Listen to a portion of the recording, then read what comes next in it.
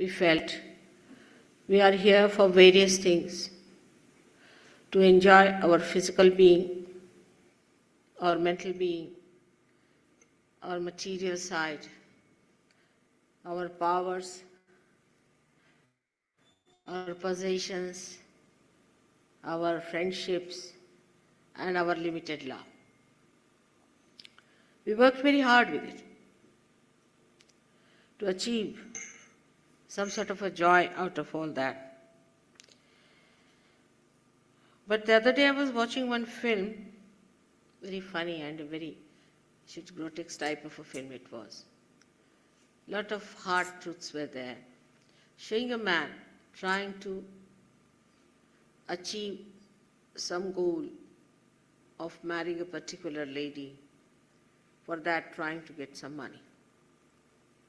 The picture was presented in a very, I should say, in a very, very violent way, which was really repulsive to my mind. But it proved that all these pursuits are good for nothing. They lead you nowhere. You are left high and dry as you were, much worse than what you were born. Your innocence is lost. Your sense of love is lost. Your value system is lost. And you are absolutely in a position that you see that life has been worth nothing. Some people, of course, take help from limited understanding. Oh, I have 4 children, I have insurance for them, I have to look after them. Or some people think that they have written few books and these books will be good for others, or they have done some painting, so it will help others and it will be a nice thing. But as Shakespeare has very beautifully and delicately always suggested that the life is futile. All such people who show that, we call them Avadhuta, is the kind of a prophet who shows that the whole thing is futile. That is very important. Unless and until it is shown that all such pursuits are futile, people don't take to something higher. They are not aware of it. It's better to tell them beforehand that all such pursuits are futile. Please open the door. Now the trouble is that we reach partly to that conclusion many a times in our life. We reach that conclusion sometimes totally also. So what? We start thinking, then why am I here? Why God has created me from amoeba stage to this stage? What was the need for Him to bother so much if He existed? To create me into a human being and then make my life miserable and then I die? Many people must be asking this question to God, who Himself is an imagination for many. So we come to a proper logical end, logical understanding, conclusion, that there must be some purpose to this life. There must be some meaning to this life. And that's what exactly you have to know, that you have a very, very great purpose. The greatest purpose is that God Almighty, who has created you, you may believe in Him or you may not believe in Him, but He exists. He exists and He loves you, and He loves you very much.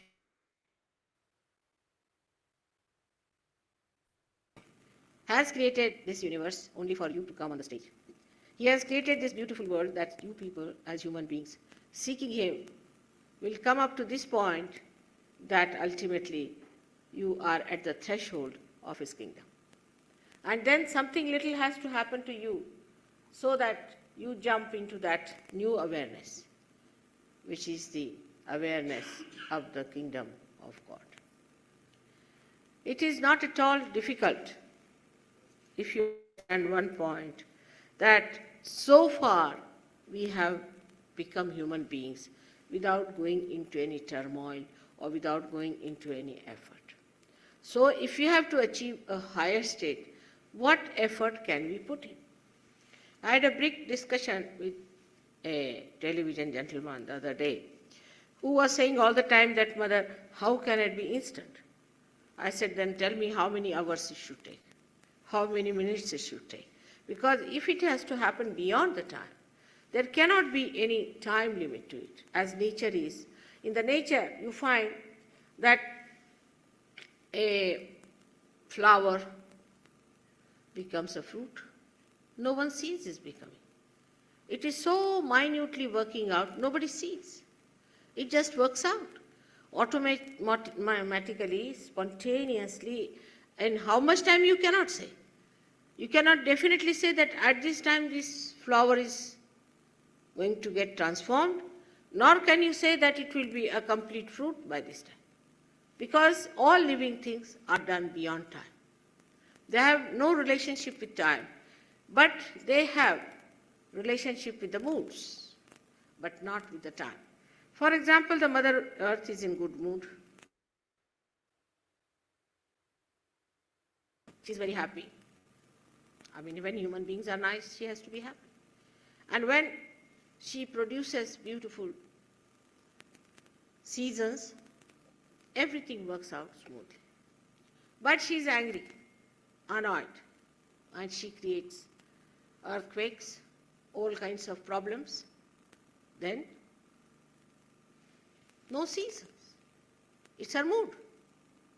If she creates anything great, she creates, or else it is her mood, she can create a big, vast ocean or a huge, big sandstorm, or could be anything that you can call as a mountain or a river or whatever way she wants to do. It's her whim. Can you ask the Mother Earth, why did you put Himalayas? Why was this? We never ask her. How much time did you take to make it? What was the time limit for you to create it? You cannot put all these things to her. She does it the way she wants to do it. If she wants, she can create deserts after deserts. So, we, the ones who have these watches in our hands, must know that she doesn't go by our watch. We have to set our watch according to her watch, which is a very difficult thing. And that's why we are in trouble, because we cannot set our programs with the programs of the divine. She works according to the divine nature of her being. And that's how we find that when we try to excavate too much out of her, use her too much, make her completely barren, then she reacts. And her reactions come in so many ways that the atmosphere is spoiled. You can't exist in such a place. You have to leave that place because of pollution. It's such a nice integration with other elements also that people have to leave that place and they cannot do more excavations. All this happens not only with Mother Earth, with all the elements. It is their mood that works out everything. And when their moods are spoiled, they can do any havoc they want to. People cannot explain why a particular time lightning hit someplace. What was the purpose of lightning? Why it rained so heavily at such a point? Because we are not tuned with the kingdom of God, His laws, His methods, which are tuned with the divine beings of all the elements. Now it is hard to believe what I am saying, because people might think, how does Mother know? That's another question, you see, because everybody has a right to ask me. But I would say that it is better that you also know as I know, which is very easy, and also that to know something is not by your brain. For this, your brain is not sufficient to answer these questions. For this, you have to become something more than the brain. More than this limited time, more than this limited brain, more than this logic that you think you can find out everything through your logic, you can. And this is what has to happen to us. First of all, we must understand that we are very limited as human beings. In our ego, we might think, oh, we have done this, we have done that, we built this nice building, see how beautiful it is. But what have you done? Something was dead, you converted into another dead. The one who transforms the flowers into fruits, who does all kinds of living things according to one's mood. How can you understand him with this dead, limited brain? How can you understand him? So there something has to happen to us, that we should go beyond time and beyond this limited brain to achieve it. Now one may say that for this, what should we do? We have to do nothing, as we have done nothing. From animals to this stage, we have come without doing anything. There is nothing to feel bad that you can do something without doing anything. Actually, we are doing so many things without doing anything. We are breathing. Our heart is beating. Everything is happening automatically. And we are existing like that without doing anything. So when we are doing something without doing anything, the evolution that has taken place without doing anything. And if you have to go higher, we must accept with all humility that it will be done, because we are built in that way. Like a little seed has all the future trees embedded in it, in the same way all our future is embedded within us. That's how we have come today to this stage in a special way. As you see here, what we have been, from carbon we rose, supposing carbon is at this red spot, and then gradually we started moving upward. At the yellow stage, the ether was created, or antariksha was created, and all the stars. Can you bring it further? Would you like to stand here? All right. No, I would say that. Yes. If you could bring it there, everybody can see it better. And I hide it. With the second one,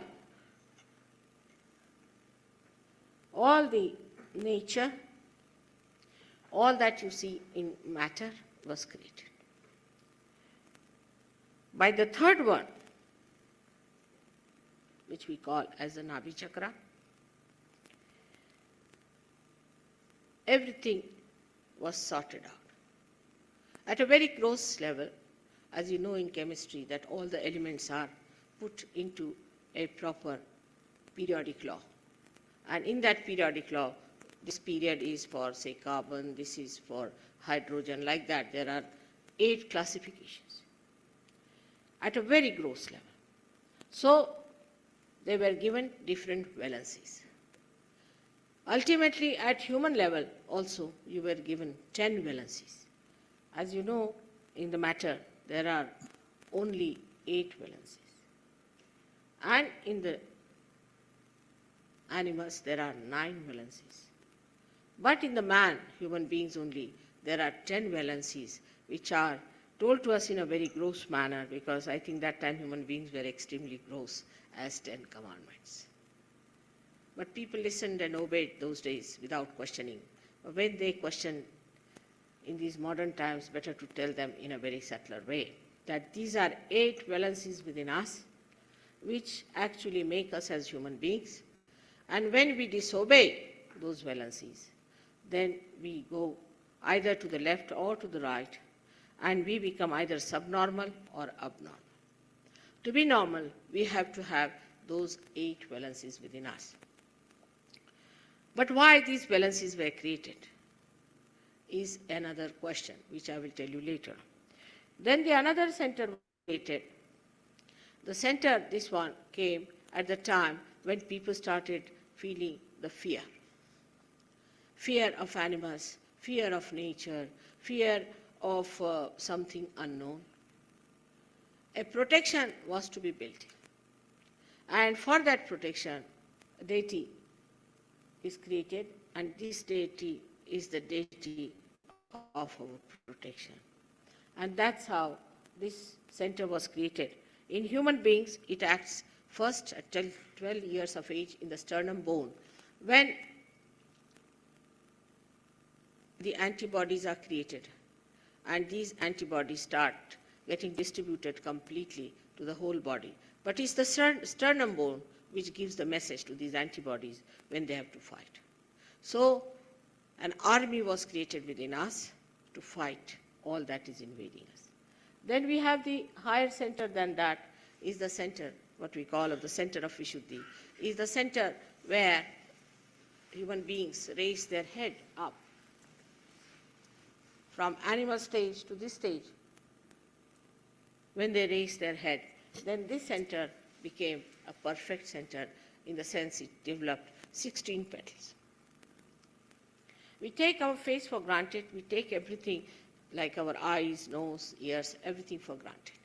All this was created in a very special way because we raised our head up and we became human beings. But as soon as we raised our head, a complication started building up within ourselves, and that complication was when, I would say, Adam and Eve raised their head and wanted to find out what is this knowledge. That is the time when we first made a big mistake. If we had not made mistakes at that time, I think the realization would have been achieved thousands of years back. Whatever it is, the mistake is made. So God has forgiven us, and He thought that He should try to help you to come out of it, out of the mistake, and achieve your realization. Because of this center, you started building up two institutions within yourself called the ego and superego. Somebody said to you something, you get conditioned and you get your superego. And somebody challenges your ego and you develop your ego. Or when you talk to others in an aggressive way, also you develop your ego. Also, these two other channels that you see, left and right, are the channels which are within us working on the left-hand side, the power of desire, and on the right-hand side, the power of action. As a result of that, we develop from the left side the power of superego, you can call it, or we can say the myth of superego, and on the right-hand side, the temper of ego. That's how both of these things join, and we develop a personality which has its I-ness. Like I become so-and-so, you become so-and-so, another person becomes so-and-so. This I-ness develops. Gradually we start identifying ourselves because of this I-ness with other things like I am British, I am Indian, I am this caste, this community, this race, this country. All those identifications starts coming in our head, and we start building up our personality much more strongly separated, alienated from the rest of it. So our collectivity, the oneness with the whole, is lost. We become a separate entity. By this center, we become a human being, I should say. And then another center is built up here. On this center, a deity, which we know as Lord Jesus Christ, came on this earth. Because he thought that these two institutions are very heavy in human beings, the ego and superego. And unless and until these two institutions are somehow or other sucked in, there is no possibility of an ascent. And so this great deity came on this earth to suffer for us and to create a position there. Now, if this deity can be awakened, then it sucks in those problems of ego and superego, and that's how we get open to the kingdom of God. Ultimately, we pierce through this kingdom of God from here, and we become the self, as if we enter into the chamber of God Almighty, you can say, or into his court, where after the kingdom you enter into his court by piercing through this, and you get the powers that a citizen has to get from his kingdom.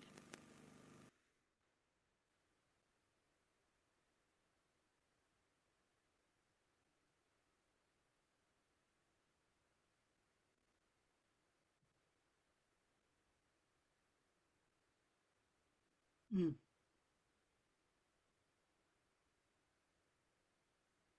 3 days before I got my realization that, Jai Shri Mataji. Jai Shri Mataji. Sarah Setzer from Sheffield. Thank you for joining us. And that was a beautiful public program that Shri Mataji was talking about. As you said, 3 days before you got your realization, was yeah, I it? just saw that now, yeah. Brilliant.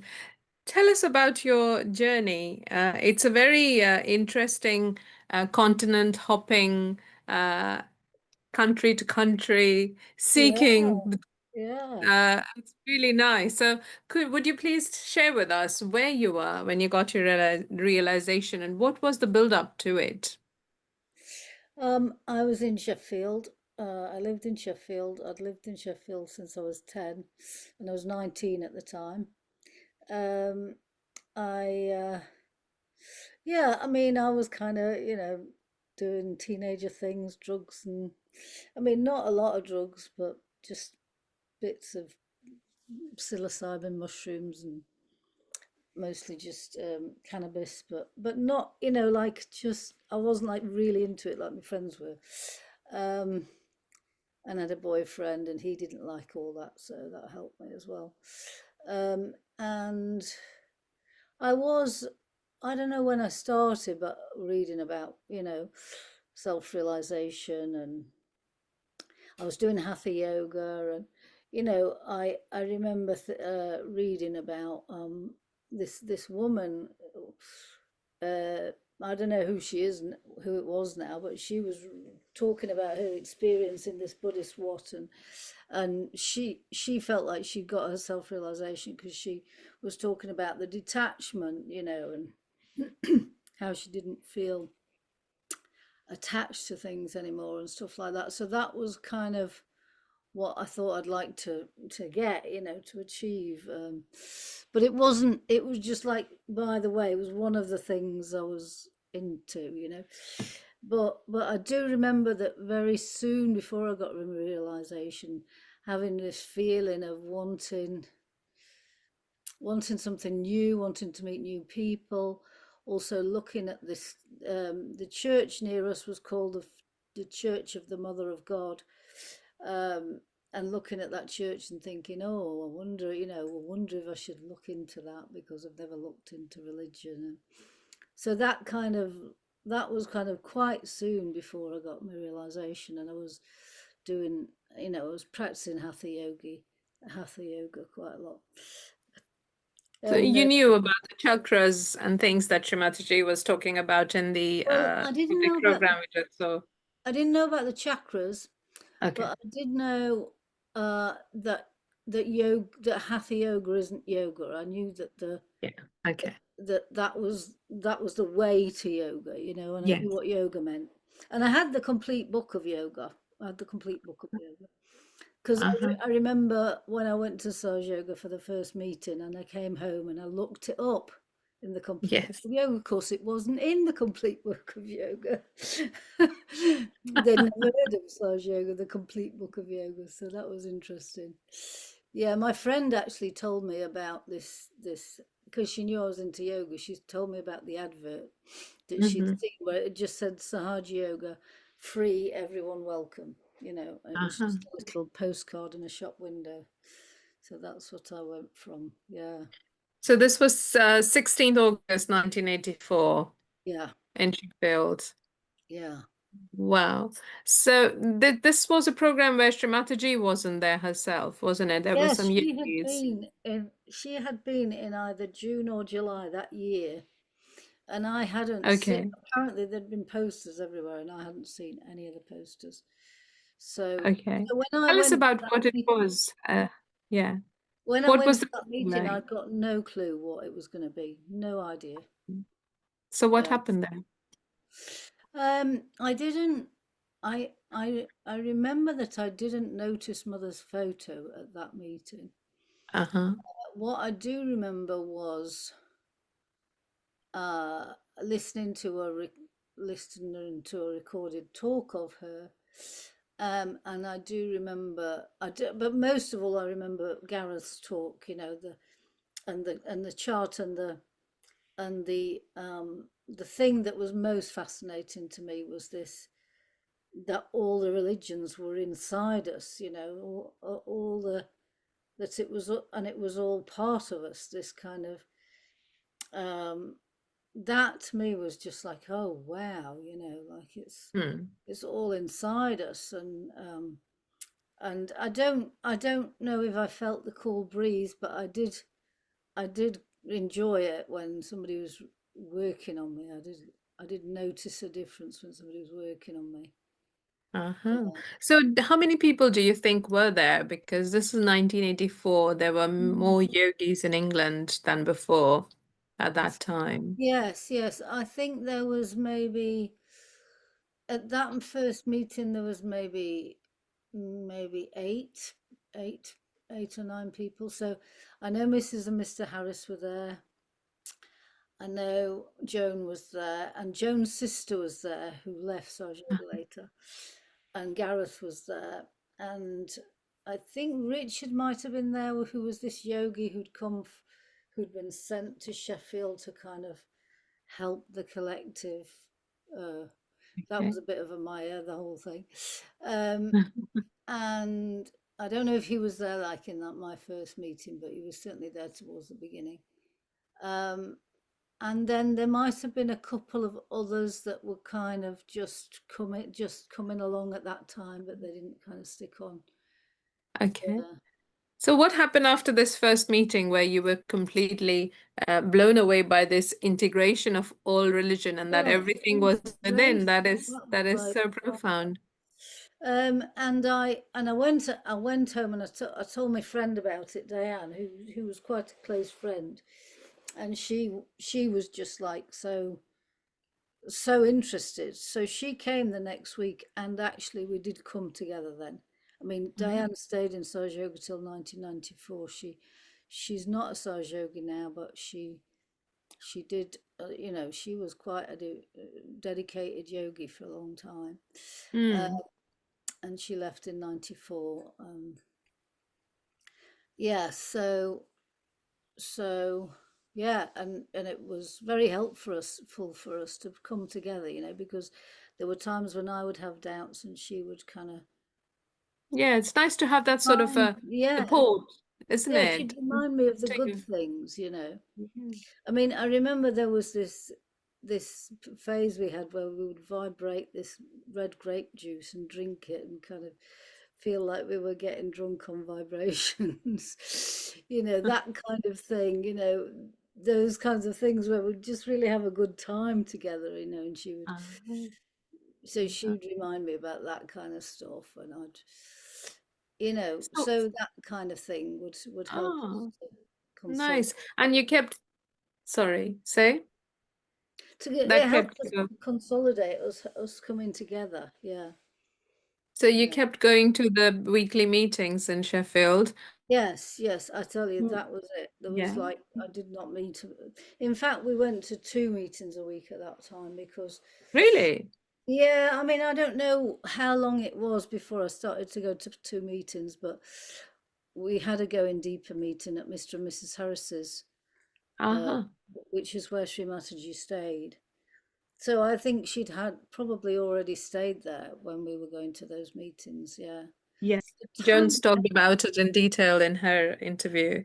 yeah, you can't imagine how Shri Mataji could fit in that tiny house. She was so, yeah, That's Shri Mataji, isn't it? The Mahamaya. Um, yeah, yeah. so when did you first see Shri Mataji or meet her? When was that? So that was, so that must have been November, I think. Even though it was November, it was Christmas puja because I think she had a Christmas puja here before she Mm. went to India. And that was the puja where she talks about I think it's that one where she talks about going beyond cause and effect. Uh-huh. And um, yes, we were, we kind of, we expected that we were supposed to be in thoughtless awareness throughout the puja, and so, we had a lot of Vishuddhi about not being good enough for that puja. I remember at the end we were just like, so that was our torture, was just the fact that we were feeling so guilty about not being perfect, I think, but yeah, and we stayed at Chelsham Road that weekend, and yeah, So yeah. how was it vibrationally? I mean, could you describe to us, like when you were meditating up in Sheffield to when you met Shri Mataji? Well, yeah, there was a public program. So the very first Could you time I saw describe? her, I remember Joan saying to me that when you see her, she'll look like a little old lady. She'll look like that. She said she'll look like your grandmother when you see her. So I think she was kind of preparing me. But I thought, I found out later that I think she had met her, but she hadn't been to a puja or anything at that point. But anyway, so when I did see her, she didn't. That It was kind of good that she said that, because she didn't look like that to me. She looked, when I saw her, I think I must have already known who she was when I saw her. I was going to a puja, wasn't I? So, um, Yeah.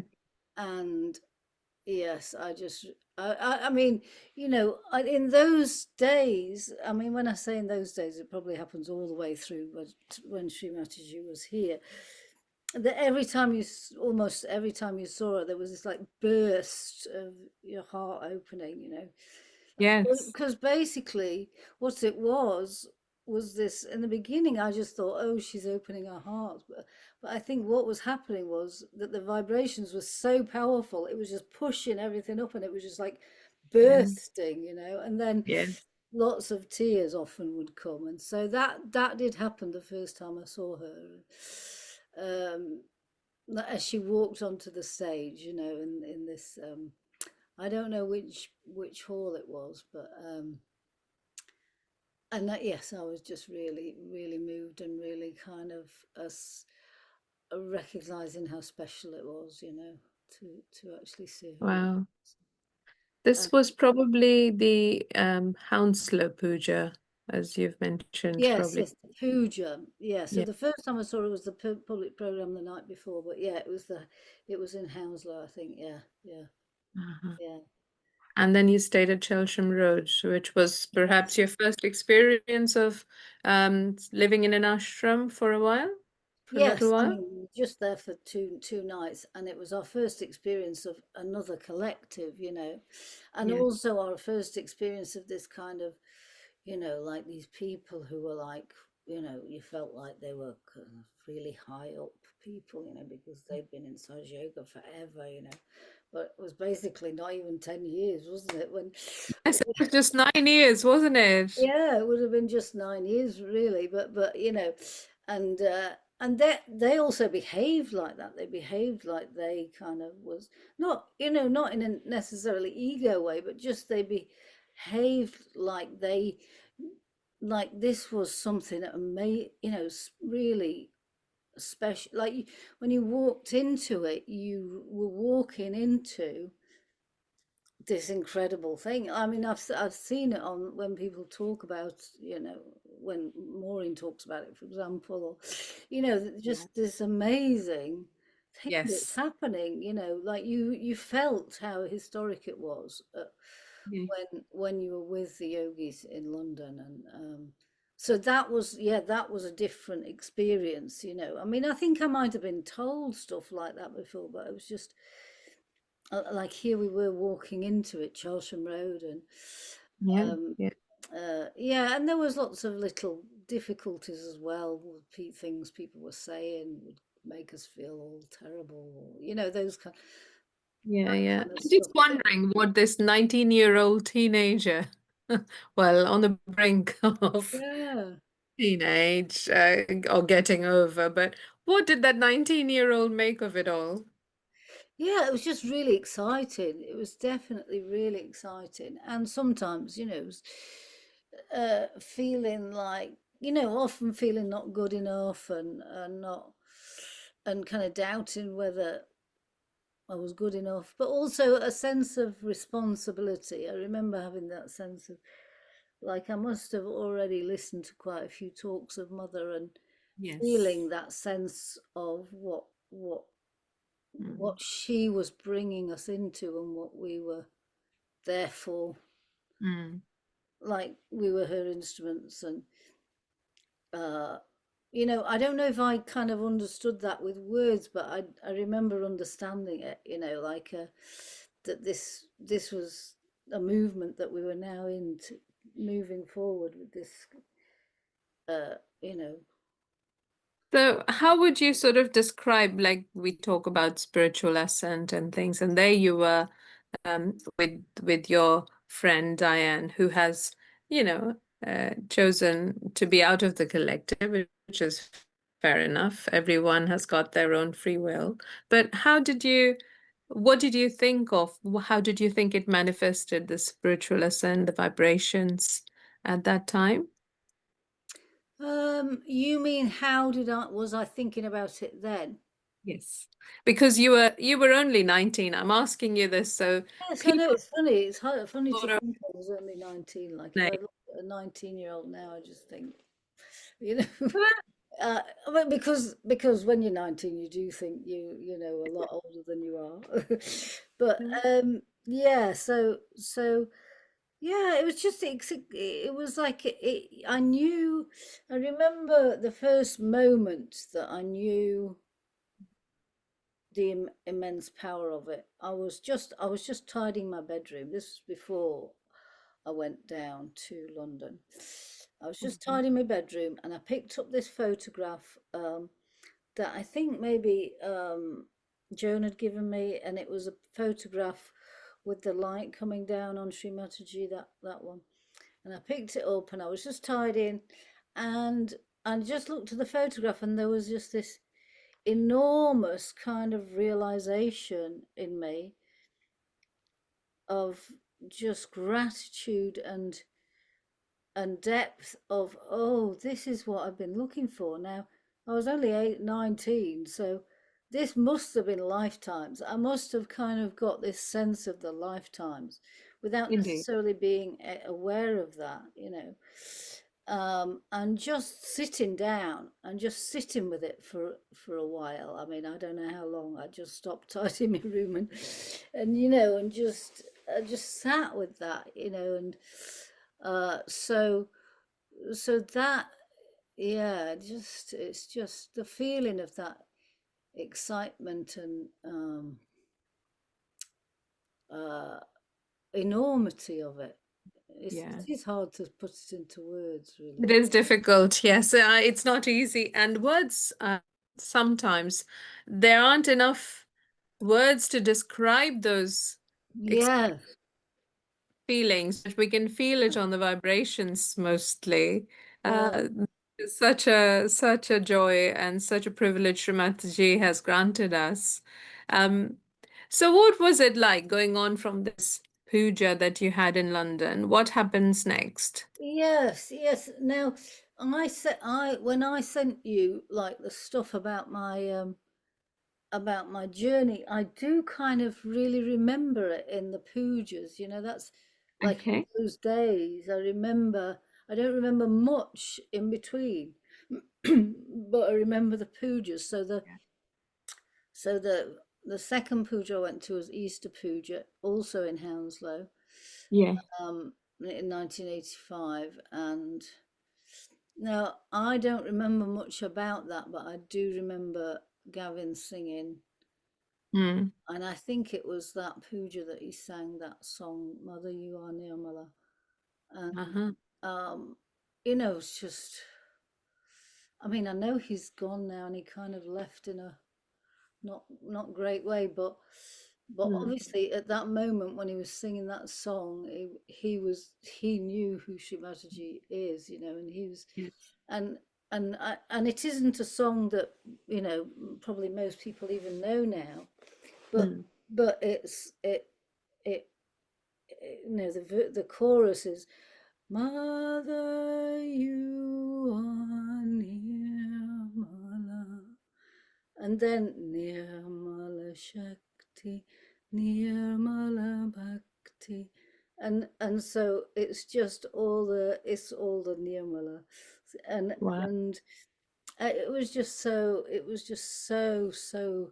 moving and deep, and Very just profound, actually. It's yeah, sweet, full of like love. one of those moments where you recognize what Mm. it means, what those words mean. Like, I mean, obviously we're not in the depth of fully realizing that, but just it's taking you really deep into the that purity. um so that was really strong. And then there was, after that, there was the seminar in Birmingham, and it was a Mahamaya seminar. Basically, I don't think we knew it was going to be Mahamaya, and then there was a Mahamaya puja, but so it was just all Mahamaya, lots of um we thinking this is going to happen, this didn't happen, and this, and Give us some examples so we can well, understand. for example, we thought there was going to be the puja on, I think it must have been maybe the Saturday morning, or when we thought the puja was going to be the puja. Oh, by the way, I've got a blood pressure monitor. I don't know if you can hear it, but every half an hour it's going to do Right. this. Yeah, so we thought there was going to be a puja, and then there wasn't a puja because there wasn't a sari, and so the puja was Yeah. delayed till the next day. Yeah. And I suppose the feeling I got from it wasn't just that we were all being kind of tested on our sense of knowing what's what, but I do think Mother was playing with the leaders there as well. She was playing with the people who kind of thought that they knew what was what, and then they suddenly didn't know what was what. And yeah, and then when the actual puja happened, we were late for the puja because the the we had to like when you have to get all your stuff ready, because you've got to take all your stuff with you when you've checked Yes. out of the hotel. And so I don't know, we obviously didn't kind of recognize that we needed to do that a lot more quicker. And so Shri Mataji was there before us, and so that felt a little bit kind of, I mean, when I say we, I don't know how many of us were Uh, late, but yeah. Sorry, you stayed at a hotel because there was an ashram in Birmingham at that time, wasn't it? Oh, there might have been, but we were staying at a hotel, yeah. I And the think puja it was was at the part of, hotel. yeah, it was part of the venue, I think. Yeah. Okay. So you were supposed to check out before attending the puja, but everyone, as it happens, we sort of take our time, don't we? So you didn't, so people, Yeah, it might have been that, or I don't know, it might have just been that delayed us, I don't know. okay. But there was this feeling of, that feeling of, oh gosh, that's not good that we're keeping Mother waiting. It was, Yes, yes, that's definitely not good. But at this Birmingham seminar, did Maureen talk to the ladies? yes, What there was it was. Now, about? I hope you're not going to ask. I hoped you weren't going to ask me that. I mean, I know what it was about, but what the actual what Just she what said. you, uh, I know that it was about, it was about trying to get across to us, about being dignified and being having respect for ourselves, having that self-respect, and about what kind of clothes we wear and things like that. I mean, but what words she said to get that across, I don't know, but no, of course not. No, no, no. yeah. It's And just what, Mataji, I think, had asked her to do yeah. it. Yeah, Ah, okay. yeah, I think so. I mean, you'd have to ask her, but I think that's, yeah, Oh, wow. yeah. Amazing. Yeah, and it was all a little bit, for me. I was like, I don't know if I can do this. Not like I don't know if I believe it, but I don't know if I can manage it. Just to be dignified. And You were a bit of a feminist then, weren't you? So what yes, yes, but I think perspective? I think I was kind of willing and feeling able to drop anything, anything Uh-huh. that I needed to drop. I do remember that, but what I didn't know was whether I could become this person, that you were. It all sounded a bit kind of, I was a bit overawed by it.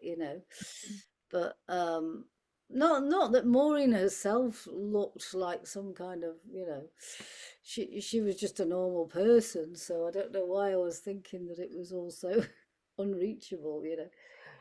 I think it's a thing that comes with experience, isn't it? Because then you were a young woman, really, and that does come with its own sort of, I wouldn't say self, but it Yes, comes with time, doesn't yeah, it? The yes, yes. experience. So what was your next puja then? So then after that, it was Saraswara Puja 1985. I mean, goodness me, that was like one amazing puja. So that was my first puja abroad in Wow. Vienna. I mean, when I look back, I just think, how on earth did I do this? I wasn't even working. I was on benefits. I don't know how I did it. How did you do it? Well, I Shimazu, just think it was just, but how, like it's the same now. Like mother looks after it. She just does it somehow. She just does it. I don't know how I managed to go to Saraswara Puja in Vienna. So so I remember I remember um so it was a town just outside Vienna, oh, kind of a small town just outside Vienna, which is where Maria Theresia had one of her complexes that she had built. who's Maria Theresa for people who wouldn't be So knowing? she was a queen in Austria, and I didn't know this then. I thought she was like a realized soul, but later on I found out she was an incarnation of Raja Lakshmi. And a Queen of Austria, one of She the, was the queen of Austria, wow. yeah. And she must have been, I don't know, maybe, actually, I don't know. I think she was like in the 1700s, maybe. But yeah, so there was this sense of, Hmm. we were there for a reason. It's Luxembourg. It's called Luxembourg, um, Uh-huh. and it was all very grand. Beautiful grand buildings, um, and we stayed in the kind of the tennis club, uh, Wow. and yeah, Lovely. and Gregoire stood there and he welcomed everybody. He like shook everybody's hand and spoke to everybody, Wow. every yogi who came in. And Oh, that's so nice. yeah, so he'd started Sahaja Yoga there, and he was there at that time. He wasn't there when I went later to live there, but he was Hmm. at that time. Yeah. um That was a phenomenal puja, wasn't it, where yeah, Shri yes, and told us? actually Yes. Sahaja was only like 3 years old in Vienna then. Like in Austria, it's like 3 years old, or 3.5 years. It's incredible.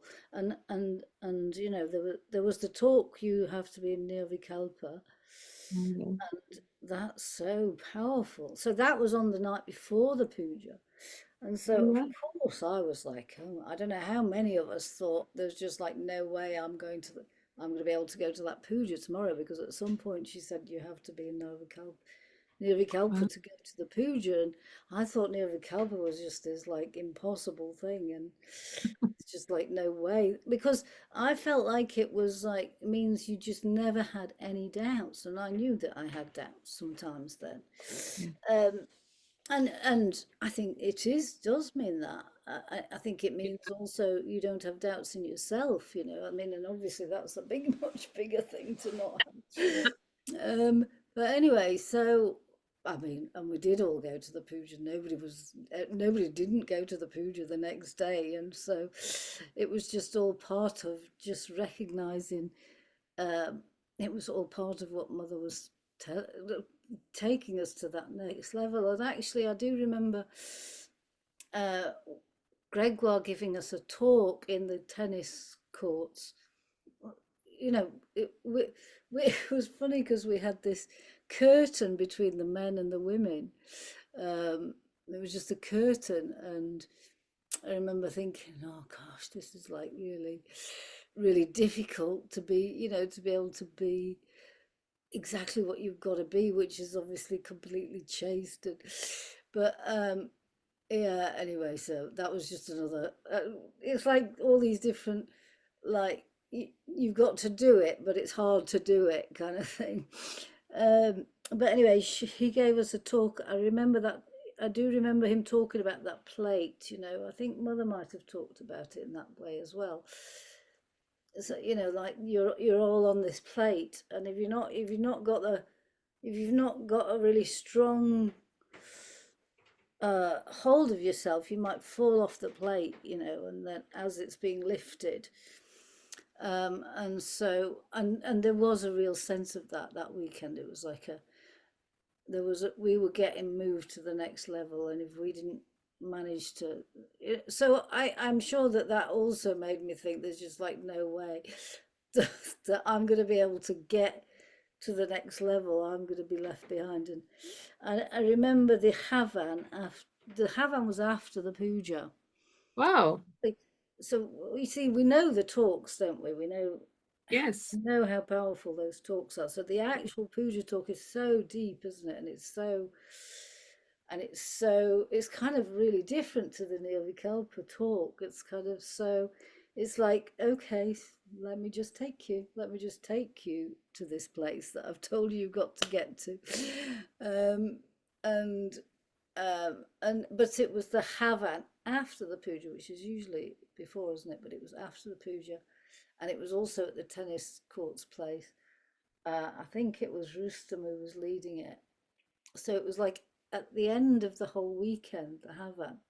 And that's when it all cleared, you know, that's when I really cleared, and I was like, oh, you know, I just stopped worrying and started enjoying, you know. And yeah. Oh, I wow. remember on the playing back singing, I can see clearly now the rain has gone. That's how I felt, you know, like, Oh, bless. yeah. Oh, so nice. Oh, wow. What a lovely experience in Austria. And Yeah. it's just so good to hear how Shri Mataji was actually being the Adi Shakti and the Mahamaya, how through all these pujas, there were such quantum jumps in Yes. the spiritual ascent, isn't Yes, and 85, you see, I mean,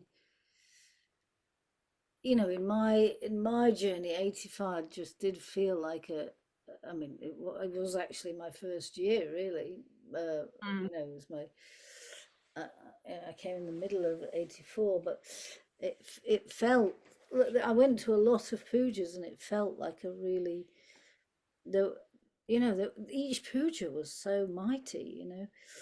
And we had this period. I do remember, I think it was that Sri Mataji said that we needed to do this tour of England, well, of UK. And I do remember going to Edinburgh. And so I think it was like the first tour without Sri Mataji, where she wasn't in person. Um, and I do remember being in Cambridge. And I think when we were in Cambridge, we were called back to London. And I remember thinking, well, what about the tour, you know? I mean, I don't know. I can't actually remember what happened then about the tour, um, but anyway, so we were called back to London, and it was like there was something serious going on, obviously, in the collective, and we were in the Hounslow Ashram garden. And I remember I was sitting at the back. I don't think I knew while it was happening that there was an actual puja, you know, that they were washing Mother's feet. But she also gave a really strong talk And of course I didn't, I think I picked up that obviously I don't know what's happening because I don't know the people in this collective. And she was like talking about specific people, and it was a really strong, what we used to call papach, in those days we call so it was like really to clear something, Mm. so I remember that, and Was, so would I that think be that was a June of Ganesha puja. 1985, you reckon? Pardon? Would that be June of 1985? Yeah, it could have been June or it could have been May. Could have been late May. But Late May, okay. somebody will Still know. early. I think. Yeah, Okay. yeah. Um, and so I remember that, that kind of experience of this, like being called by mother, in the middle of something that seemed really important for Sahaj, but of course, obviously, it was more important obviously we needed to do what mother said, and so yeah. And then I think the next thing my next puja would have been puja. Sorry to interrupt, but what puja was this that mother called for? What was it Well, called? it was a spontaneous puja, and it was a Ganesha puja, I think. So Okay. whether there's a recording of it or not, I don't know. Yeah, no, I was just thinking because I'd look up on Amrita and provide the links for the talks, the puja talks you're talking about. So, we can have a reference and enjoy Shri Mataji's talk with these memories. Yes, yes, and other people might remember it because, of course, it was spontaneous. It wasn't planned, Yeah. and it was a powerful experience, so other people might remember it, but whether it was recorded, I don't know, because of course it was spontaneous. It was. Yes. And there was still early days, probably. There was lots of, trying to live with the Maryadas and Yes, keeping the Muladhara clean. It's a very big challenge yes, then yes. probably. I don't actually know what it was that what mother was talking about. I don't remember it. Yeah. Okay, Yeah. that's all right. So what happens? Where do you go after this? Yeah, so Uh, I remember the next puja was Guru Puja. So all this time I'm living in Sheffield, so I'm traveling to these pujas. so you okay. Yeah.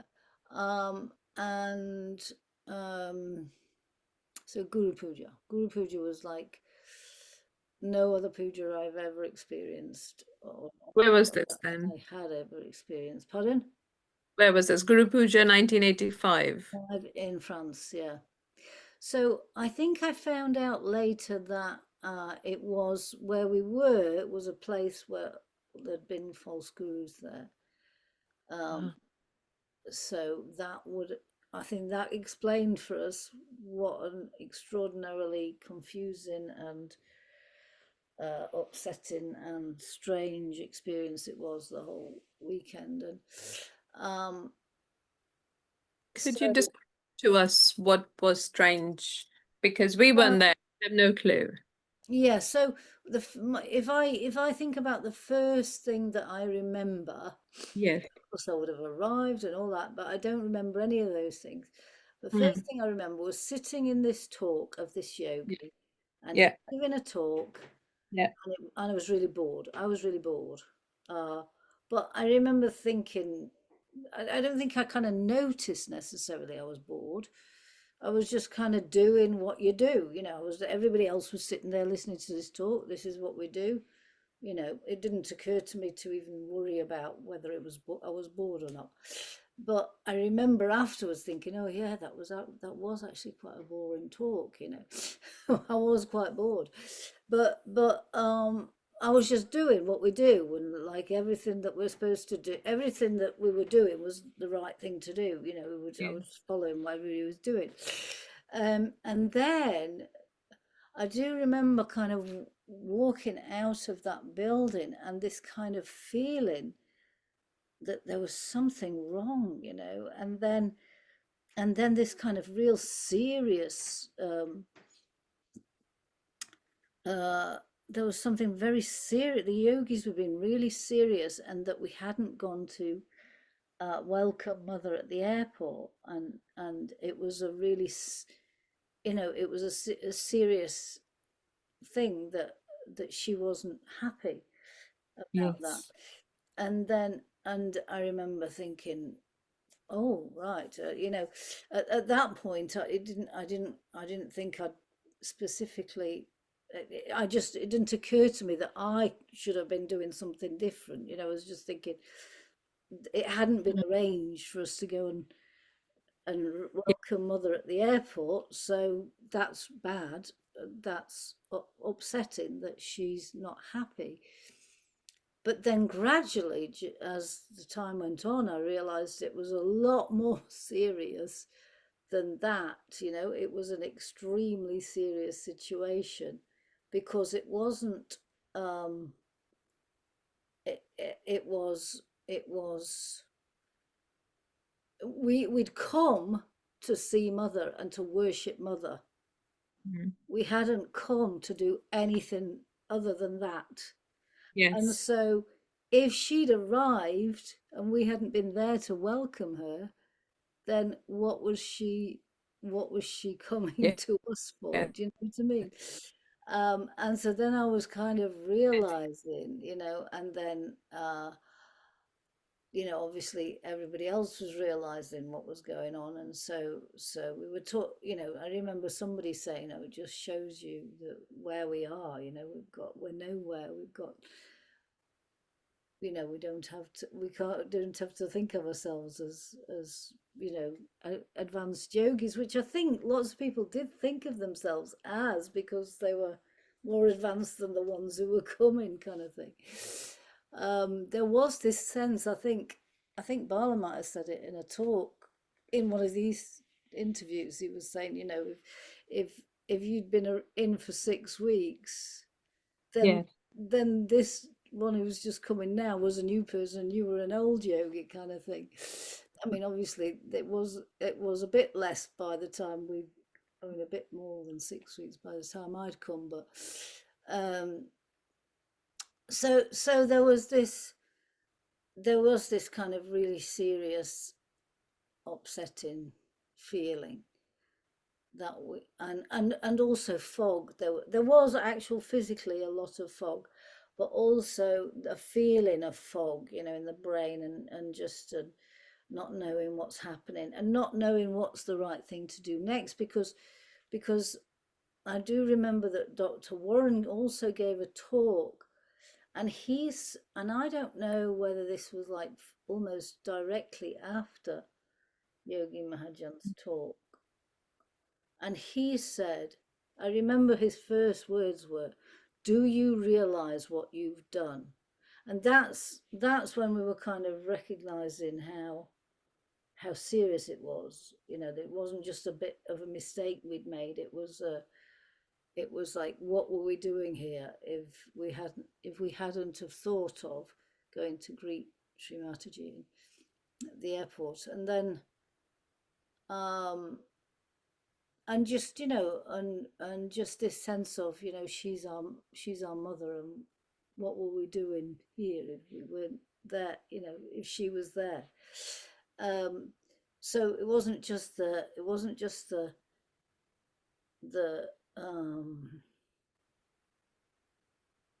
the word, the weight of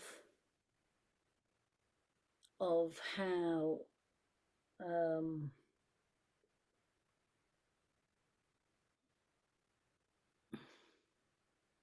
I'm trying to think of the word. It's like it's the transgression of the whole collective. This was like, there was only like very few people there at the airport. How many were there, do you think? A scattering, maybe 8 or so. I don't think that there was very many people at the airport. Okay, and how many yogis had gathered for the puja? Because now we have thousands, hundreds and thousands. There was probably about maybe 100, 200. I mean, yeah. Mind you, all the yogis, It's hard mother to remember exactly, would have but been there as well. Yeah, yeah, it was all Europe. It would have been all Europe, you know, and maybe Americans too. I don't know that Yes, the Americans would have been in by then as well. it is Uh, true. and um, so I remember that talk from Warren, and then later on finding out that even sitting there listening to Warren's talk was Yeah. part of the whole mire of what was going on, you know. And then um, and that also Shri Mataji might not have been happy with that, but it's not something I knew for definite, you know. It's just like we just didn't, we just, yeah, we were just kind of lost. I felt really lost, and um, at the same time, I did feel like I was taking in the messages that were the lessons. I felt like I was taking that in. I was taking in the Mm. sense that yes, I did have responsibility. And one of the reasons for that, I think, was that it was becoming clear that the ones who were had been asking about going to see Shri Mataji at the airport, because of course when you arrive somewhere you expect the hosts to sort stuff like that out. Yeah. But Mm. it's because we were arriving before Shri Mataji was coming, and we so the people who'd been asking about going to the airport, they they would obviously had done the right thing. Yes. I hadn't asked because it hadn't occurred to me. I just didn't, you know, I just thought everything was just organized as it was organized, and you just did what Yeah. you and so when the actual puja came, which would have been probably the next day, uh, that the talk was we do have the talk, Mm. you know, and one can see how serious it is, Yes. and We, how there's this sense that Sri Mataji is kind of holding her body really hard mm. to to prevent the deities from doing what the deities might do, you know, because of Yes. course they had made an agreement to look after her, um, and so she was holding them in order to protect us, but at the same time she had this experience, you know, of us not being there, um, and so she was saying about the people who'd asked to go to the airport, and that the Mm. people who'd asked to go to the airport, they can come and do puja, and obviously the people who was at the airport come and do puja, and then also the people who arrived later, I think, they could come and do puja. So I was one of the people at the back because I hadn't been any of those people. So it was just a big lesson in, you know, being recognizing that each one of us has our own individual relationship with Sri Mataji, and that I am my own guru thing, you know. It was just really a big lesson in that. But of course, after I'd, after I'd come home, and after a while, I realized it was a big collective thing, and that had been, it was also working out the false gurus and all. So it wasn't just about the fact that we really were so as this yogi had said, so like way back in compared to what we thought we were, but yeah, so So yeah, it seems listening to it now in 2025 that this Guru Puja in 1985 was as it is even now, actually, for all of us Sahaja Yogis, because Shri Mataji has given us our self-realization, and she's also given us this capacity to be our own guru, and therefore we have the free will, and we should have that confidence in ourselves to actually make a decision for ourselves rather than um, sometimes, just do what everyone is doing, yeah, perhaps, do is it? what everyone is doing. That's the thing. It's to do what everyone is doing thing. It's to notice it. It's to having the vibrational um, it's also to do with knowing what's happening vibrationally, you know, having this sense of what the heck, this is like, this doesn't feel right, you know. I'm sure there was lots of people feeling like that in that weekend, but I wasn't particularly noticing myself, you know. And so until obviously we found out that Mhm. there was definitely something wrong. So yeah. So and I'm just very grateful that I was there at that puja, you know. Absolutely, I learned absolutely. so much there. Were yogis who weren't allowed at the puja at that time then? Yeah, I mean, we were sitting at the back. We were still in the room. We were still in the tent, you know. So so it was kind of a symbolic thing that we weren't at the puja, but we were sitting there at the back. So, you know, it was Mother's grace, you know. She It, totally, yeah. yeah Well, yeah we were listening to this talk some time ago and it was so strong. yeah Mother was really reminding us just the very basics, but we're so used to now at this point seeing very sort of, the gentle, loving aspect of Shri Mataji, that to hear that is suddenly one is just like, wow, yes wait, mm, you know, yes. wow. Yes, and I must say that when it's interesting really because I would say that it's really in the past 20 years Mm, that I have felt how unconditional um and that I've felt unconditional love generally in the collective. wow. It's only really in the past 20 years. You know Mm, that like Sri Mataji was correcting us so much, and I'm not obviously all the time it was Sri Mataji was unconditional. I'm talking about the yogis now, yes, but she was correcting us so much, yes, and of course she had to correct us so much that but what was then happening was that the yogis were having reactions almost as if they thought that they were supposed to correct people and they were judging people and all that. So so we had to kind of catch up with ourselves on that. I think we had to get to that point of recognizing no, it's not up to us to judge or to be yes, conditional with our love or um but mother got us to that, you know. It wasn't just us working that out. You know, she got the collective to that point. yes, She did say that she would not leave until she's established the collective yeah, wow, and so yeah um wow. yeah Very deep and profound experiences, and actually very, very serious as well, and nice lessons to learn early on. Sarah yeah would, yes. And also then the next puja in England was the Ganesha puja, and the yeah, joy of you see that contrast as well, you know, and the joy yeah. of greeting Sri Mataji at Brighton train station.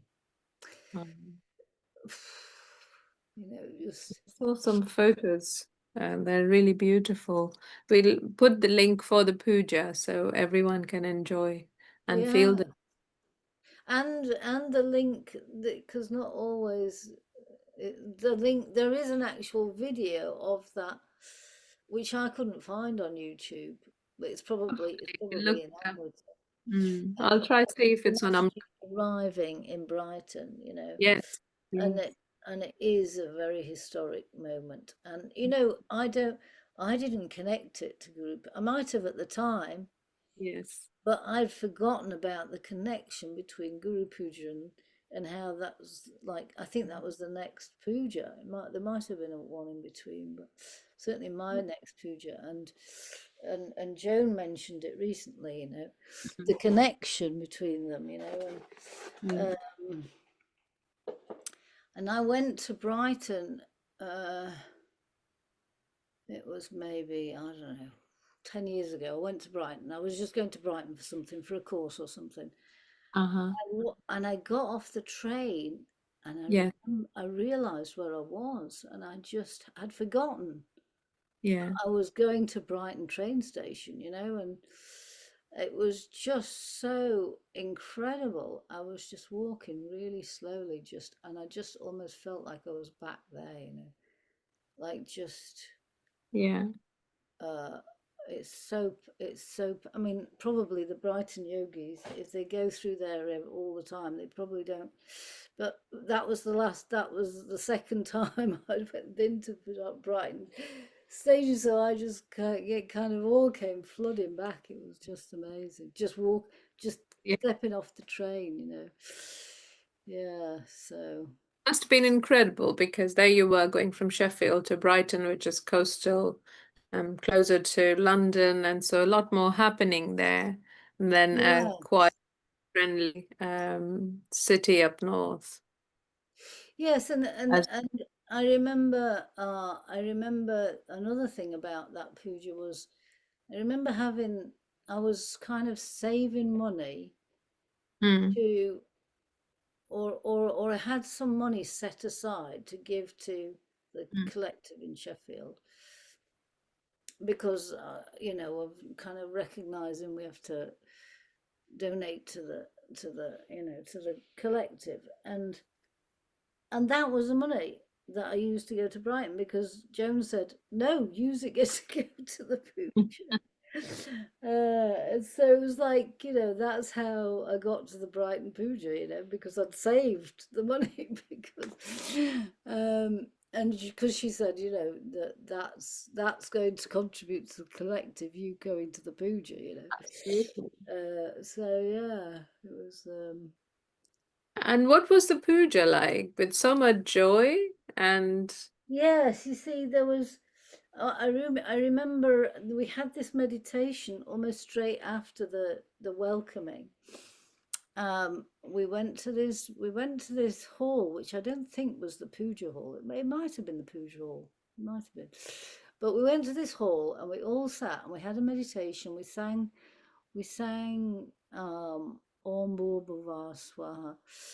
And the joy was so immense, I was just like I felt such immense joy, and then at the end of the meditation, David was talking about the joy, and I remember thinking, oh right, everybody else is feeling it too. Everybody else is feeling this immense joy too. wow, It's wow. kind of, I hadn't quite got used to the fact that we all feel the same when we meditate. It was a collective feeling. But obviously, that was the blessings pouring down on us from that welcoming. Yeah. Absolutely. Yeah. It was another historic puja talk. Yes.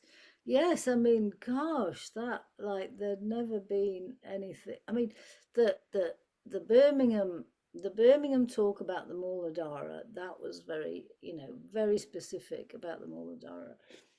And then that Ganesha Puja talk, just really, The and chastity I importance think of, also the Vishnu Maya Puja talk must have been also quite, yes. about the Maryadas. And of course, there'll be lots of other talks like that, but it just, the everybody knows that Brighton Puja talk about chastity and faith, and yeah, Mm. and it's really long, isn't it? It's a really long talk.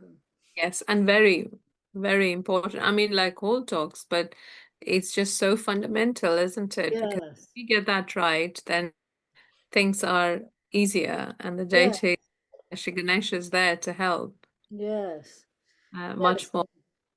and she's each puja, she's bringing us to that level, and um I don't know, I suppose I just kind of have this sense of those early pujas kind of really bringing us, to a, like, bringing us up in a, like, Yeah. really pushing us up. But it could be that it was the same with every puja that there was. I don't know, but it's just, There is, I mean, it's because we have such limited understanding as human beings. The divine ways are so yes, exponentially, yes, you know, divine. And so, it's, we try and understand from the things that we know, and obviously we are in a sort of a different dimension, and sometimes we don't have the words, but we have that experience, we touch that yes, point, isn't it? It's really nice talking to you, Sarah. So nice to talk about these lovely pujas, and so deep and historic, when we weren't there physically, but in spirit.